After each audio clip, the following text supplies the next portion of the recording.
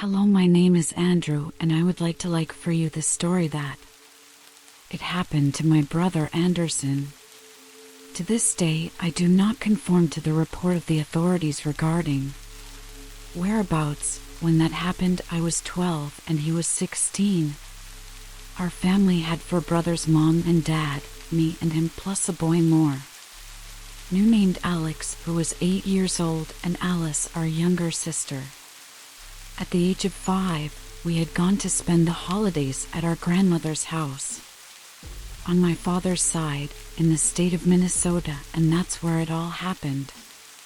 My grandmother and grandfather lived near a very large lake, by the way. People loved it, and we were used to bathing in the shores of this lake, but this time my grandfather had warned us not go to the lake because it wasn't so safe anymore, and Anderson asked him why, and he said he had disappeared. Some people there recently, and no one had found them yet. That made both me and my older brother very curious to investigate the area, and the very next day we were there in the shores looking at that lake and thinking, how could anyone disappear that way? My grandfather didn't take long to see us near the river and came to see what were we doing there, since he himself had said for us not to stay there. We then told him that we were very curious to know the mysteries of that place, and he said that there was no mystery and that this was not a just kidding, real people were missing. He weighed on my conscience and decided to go back with him, but before we left, Anderson said he saw something in the trees across the river, and my grandfather said it was nothing and accompanied us to the house. It was about 300 meters from the river. When we arrived at the house, I asked Anderson what he had seen, and he said he couldn't see it properly, but there was something watching us in the woods. The day passed and there wasn't much time to Anderson to be on the banks of the river again. When I went to talk to he, because of my grandfather, called our attention. He told me to stop silly and go see what he was talking about. When I approached I looked at the forest on the other side, and there was really a silhouette of a person among the trees. When I looked again, she moved, and I could see that it really was someone. I asked Anderson what that was, and he said he didn't know. More than anything, told him that it had to do with the people who disappeared. So the two of us were staring at the direction of that shadow, and it disappeared into the woods. I got scared and told Anderson that it was better to get out of there because that wasn't cool, and then we decided come back home.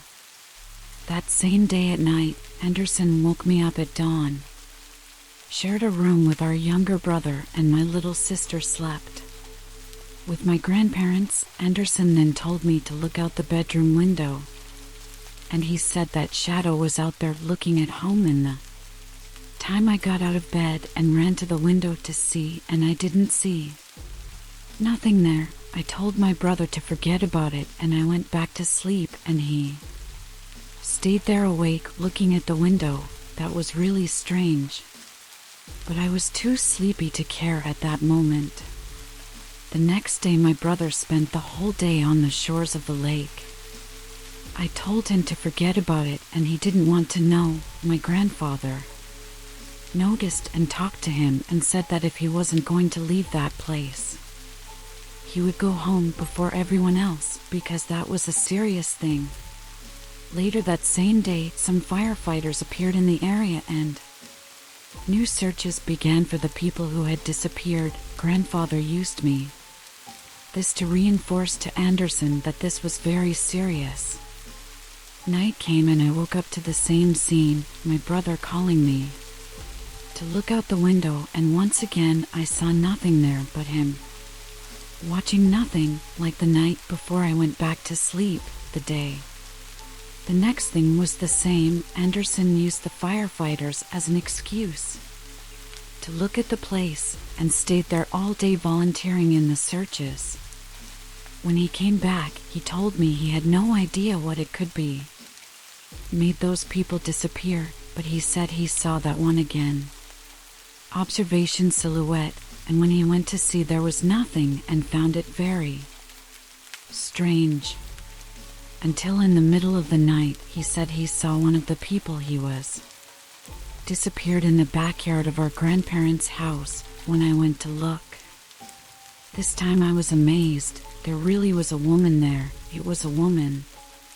Young man, Anderson was running down there and I ran after him, and when we got outside, everything was dark and there was no one there.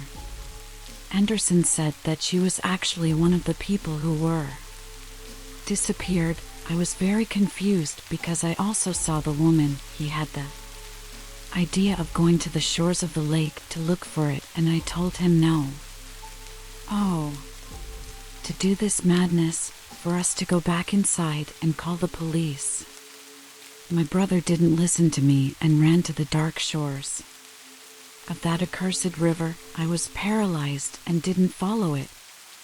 I regret to this day not having gone with my brother even more. Thought is stronger for me, the thought that if I went along I could gone with him. After that night, I never saw my brother again. He disappeared too, along with the people who had disappeared near that accursed lake, plus the days that followed before we returned home without my brother were scary for me. I started to see that shadow he showed me in several places, and I started dreaming about that too. The searches for my brother had just started and everyone was looking him. That's when I saw that shadow on the other side of the river. I warned the firefighters and they went there to look and found nothing. That was the day whole of searches until at dusk they were ended for continue the next day, and that same night I dreamed of the shores river. There was blood in the water, and then I woke up in the middle of the night. Something made me want to look out the window, and there I saw that shadow in the yard. I ran and I woke up my dad, but when he looked out the window he didn't see anything either. We stayed at the house for a week, and this week was full of intense searches.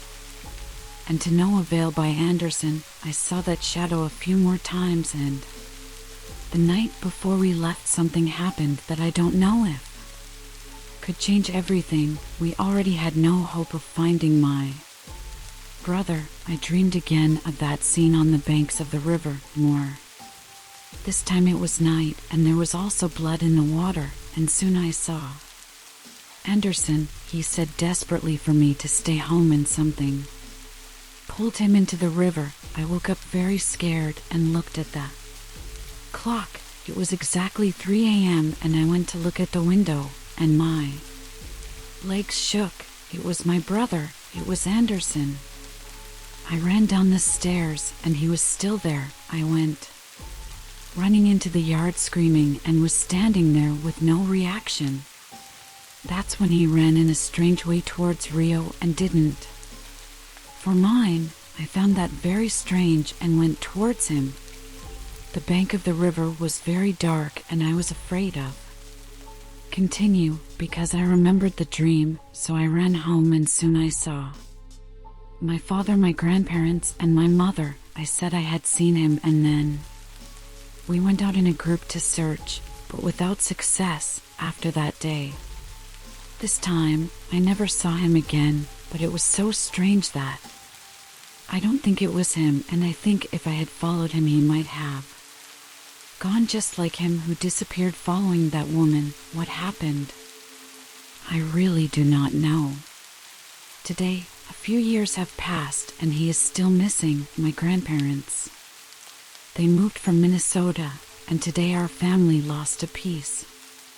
And to this day its disappearance is a total mystery to everyone. All I know is that I will never go to the lake again in my life.